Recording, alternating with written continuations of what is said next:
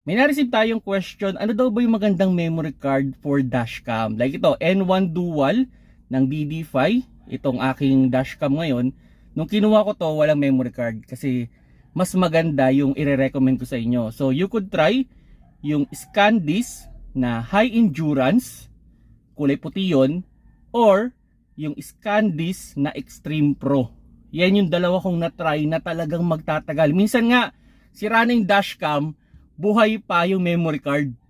On my own experience yan na kumbaga talagang mas matibay. Kasi yung mga yan, ginawa talaga yan for dashcam. Kasi dati, nung bago-bago pa ako nagkukotse, na bago lang ako nagda-dashcam, di ba yung mga cellphone may mga libreng memory card. So pag nasisiraan ako ng memory card, hinuhugot ko yung mga sa cellphone.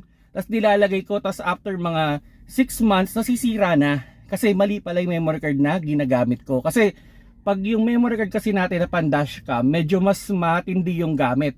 Kasi nga, delete, write, delete, write. So ngayon, masisira siya kagad doon. Hindi kasi siya created doon eh. So pag yung binili nyo pan dashcam talaga, mas magtatagal. So yun, try ninyo high endurance or Extreme Pro. Pero bago kayo bumili, i-check nyo muna kung ano yung maximum na capacity na kaya ng inyong dashcam. Kasi pag mas malaki yung memory card, syempre mas matagal yung recording or mas mag-i-improve o mai-improve ninyo yung resolution. So pag mas malinaw, syempre mas maganda. So yun mga paps, no, ito N1 Dual or you could tas bili kayo ng Extreme Pro or high endurance.